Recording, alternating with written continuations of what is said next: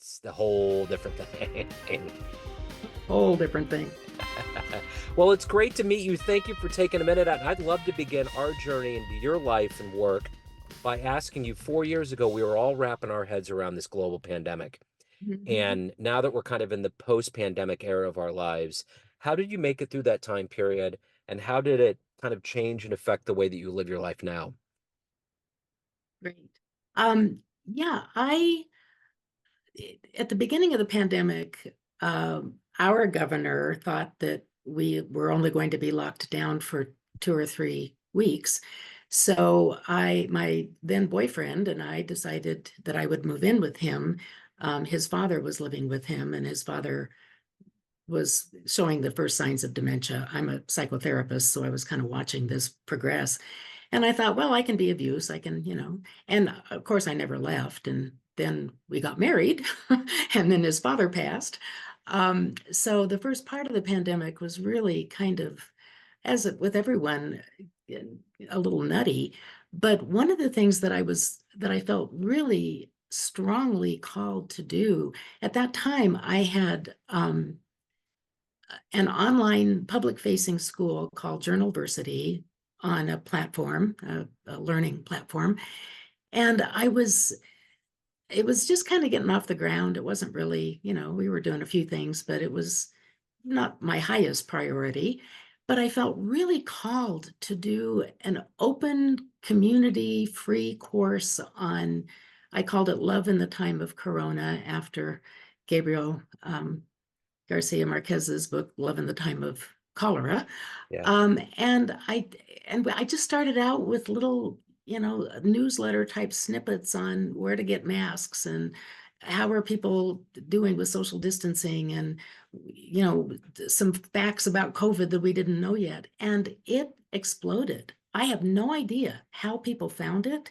I guess on a Google search, but we ended up with over 2,000 subscribers to that account, which was astonishing to me, Yeah. um, or to that class. So that was how I kind of spent the early days of COVID, was wrapping my mind around how journal writing could be of service to anybody who is scared and struggling, like we all were. Yeah. And that really kind of gave us a leg up on offering other classes that have also, it hasn't been, it's kind of a background project for me still, but it is a wonderful opportunity for me to explore and express some new dimensions of my work to an audience that I didn't used to have. So in one way, COVID, we came through COVID by building our mailing list, but also by being of use. And that's one of the things that we have as our mission statement at the Center for Journal Therapy, is to make the healing art and science of journal writing accessible to all who desire self-directed change. And so that really gave us insight into how many people all over the world were finding this useful and attractive. And um, other than that, we use the COVID time to think deeply about and restructure our training programs so that they were more accessible. We put everything that had been um, an audio home study program. We did video training for both parts of our primary training program, which is a program that teaches people how to teach the Journal to the Self workshop that I started out with in 1985. And it was just that has been a very wise choice, that we spent some time during COVID restructuring some of our programs to make them more accessible and easier and more robust for everybody who came after. So, and we also survived, quite frankly, with the payroll protection program that made it possible for me to keep my entire team in place and employed, and not go broke with Yeah. the aftermath of, the fact that my private practice in therapy was moved to online, and not everybody responded well to that. Yeah. And all of our teaching, which most of which was online anyway, uh, became more robust and more accessible. So let's get to the heart and soul of what you do on a daily basis. I'm going to put you in front of a bunch of third grade students. It's career day. And one of the kids says, "Hey, what do you do for a living?" How do you answer that child? I would say, do you ever have a really good idea that you would like to remember? Or do you ever want to just maybe write a poem or write down something that happened to you in school that day and keep it so that you remember it? That's what writing a journal is about. And maybe your third grade teacher already has you writing in a journal. How many do? Raise your hand. And most third grade, most classrooms introduce journal writing as a, you know, reflective device, if nothing else. Yeah. So then we would just have a little conversation about how this is a private place and you don't have to share it with anybody unless you want to. And it can help you, when you're in fourth grade, look back and remember how much you've grown and changed. Yeah. So what did you want to be in the third grade? What was your dream? I wanted to be a writer. Okay. I wanted to be a writer from the time I was, I think, 4. Okay. Um, my sister, who has a doctorate in elementary education now, would come home from school when she was 6 and I was 3 and she was in first grade. And she would play school with me and teach me everything she learned that day. So I learned how to read when I was 3. Wow. And I knew I loved stories. I loved story time. And I just knew that I was a writer and I wanted to write stories and I wanted to make people happy with my writing. So what was the first book you read? What was one of the seminal books in your early development that you remember? Um, wow. There was this wonderful book of fairy tales that we had also the big thick version of Grimm's fairy tales, which really are grim. Yeah. Um, but there was I can't remember the name of it, Adventures in something. But my mother used to read it to me. We would take turns reading to each other at night. And that book just captivated me because it was filled with magical things and creatures and also true stories of people who were, adventurers and explorers and pioneers. And it just, I don't remember the specifics of it, but I remember the imagination. My imagination was just right there with them, and, Yeah. and it was my entry into, oh, I can hear stories and see pictures of them. And yeah, so that Yeah. was, and I also, my mom subscribed me to a a service called Weekly Readers Book Club. Yeah. And did you I have Weekly I Readers? remember that totally. Yeah. Yeah, yeah, yeah. And there were just marvelous books that Yeah. came out of that. One of them was called Danny Dunn and the Homework Machine, and it was about these, fourth or fifth grade boys who had Danny Dunn had a next door neighbor who was a scientist and kind of a grump. And he had this gigantic machine that was a computer. This is like Yeah. in the 50s that, Yeah. that this was published. And it was all about how they figured out how to stick their homework assignments into it, and it would spit out all the answers. And then they got caught and they got sent to the principal and they brought in the scientist, just showed up magically and said, but they wouldn't be able to get the results if they didn't know what to put into it first. Yeah. And I thought, man, that's smart. And I was fascinated, of course, with the idea that there could be a homework machine that would spit Yeah. out your answers. And of course, now all we need to do is call up Mr. Chat and Yep. GPT we have is all our there. homework done for us. Yeah. I often think about the Weekly Reader because they used to have all these predictions of the future and potential water shortages and are we going to be in a Jetsons era of seeing each other on a phone? And I love those because it was every week Yes. we would all get a copy. I think it was Uh-huh. Scholastic that did it, and we would Yes. all stitch it together. It's wild. And I'm getting to a point now where no one knows what I'm talking about. I'll bring it up and they're just like, what are you talking about? So it's wild. Um, Take me back to your childhood and how did getting into a therapeutic line of work become your future? How did that happen? Well, my other love, when I got a little bit older, like maybe, fifth or sixth grade, another thing that I was fascinated with was the human mind, personality, how people got to be the way they are. And I remember we were on a car trip. My dad's folks lived back in Pennsylvania. So we were on a car trip to Pennsylvania, and I was reading this book about schizophrenia. It was called David and Lisa. It was about a novel about two young people who met in a psychiatric hospital. She had schizophrenia and he had something else. Um, but it was such an insight into a world that I knew nothing about that year for Halloween, I went as Sigmund Freud. I was a weird kid. And nobody, of course, recognized me, and nobody knew who Sigmund Freud was. But anyway, it was kind of a bomb as a Halloween costume, but it was a great as a incentive to study more. Yeah. So I was really interested in that, and I thought I might want to be a psychiatrist, but then I would have to go to medical school, and I didn't like science that much. So I just kind of dropped that and decided I would just be, a writer who wrote books about things like mental health. Um, or novels, maybe. I think I still wanted to be a novelist then. So I had that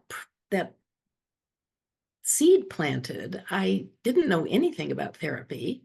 Therapy wasn't really a thing then for people unless you had a classical mental health disorder, or at least I didn't know anything about it.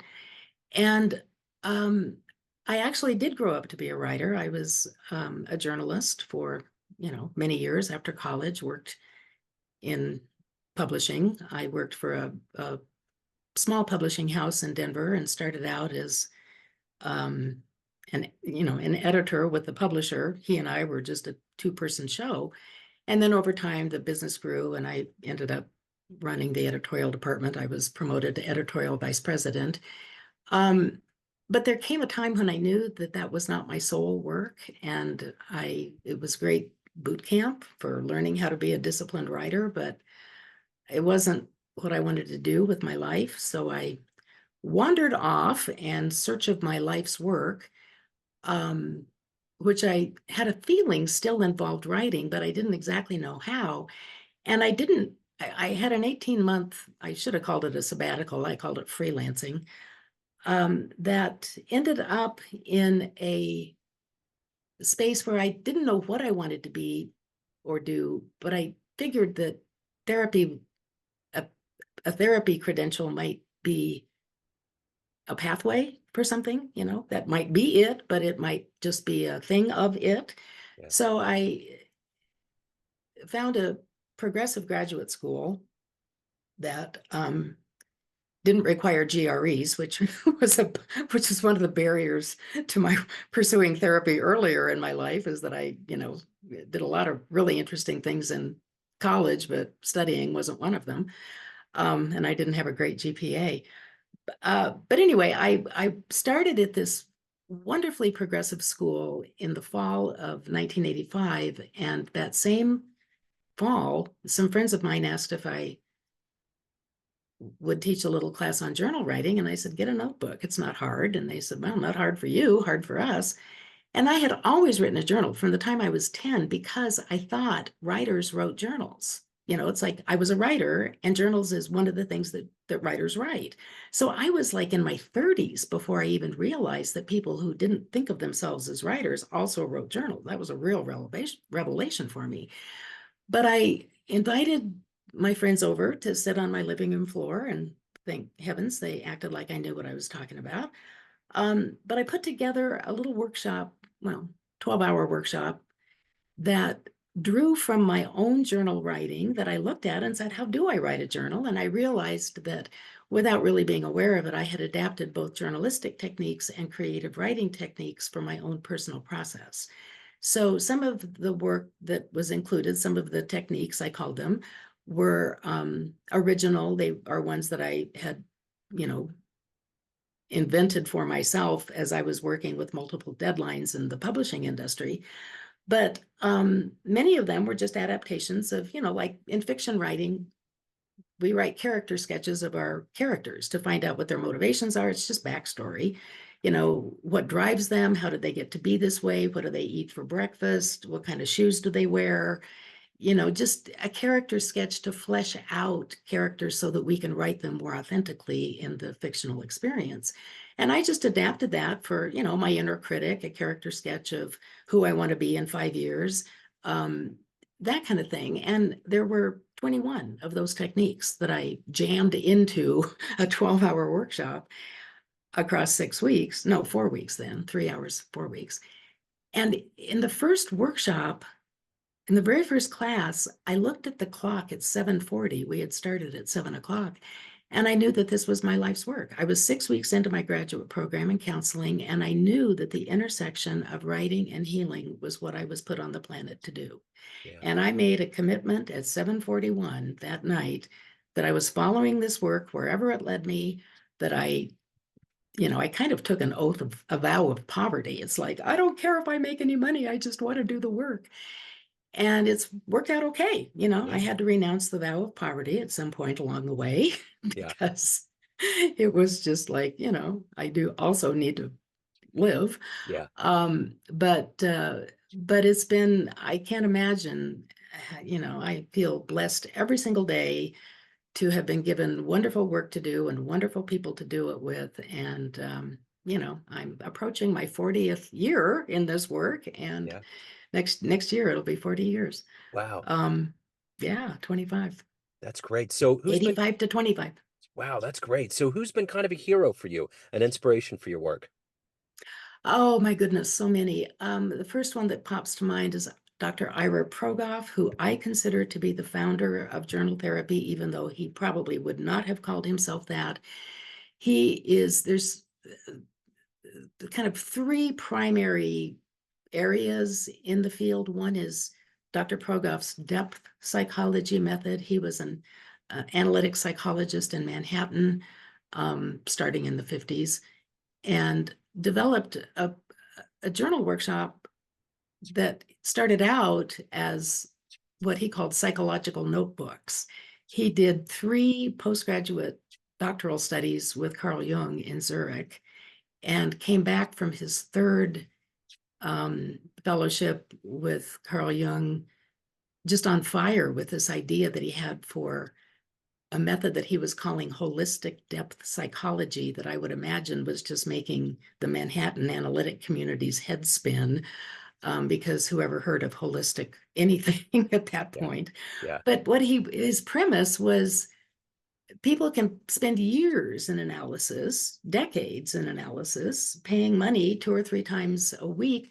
What if we could teach them how to be more self-reliant in this process and still have access to their unconscious thoughts and feelings, their dreams, how to be more, um, how to not be so reliant on analysis, but either combine it with analysis or just do your own analysis. And his workshop, by the mid 60s, it was actually a workshop that was offered to the public. It's called the Intensive Journal Workshop, and it is very intensive.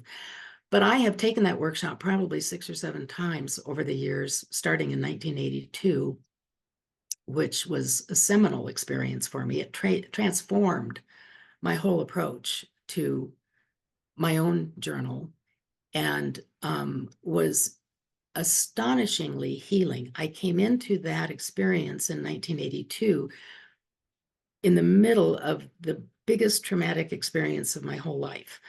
And the workshop was offered through my church. And I told my minister, I'd registered for it months before because I couldn't wait to take it. And I told my minister days before, I said, I just don't think I can do this. I'm in no shape to be in public. And I don't, I just don't think I can do this. And he said, you need exactly to do this. This is exactly where you need to be. He knew about my trauma. He was, I had reported it to him early on. And I went very skeptically, and it just was the exact healing balm that I needed at that point in time. And it gave me so much hope that I imprinted that immediately. So I would say definitely Dr. Progoff.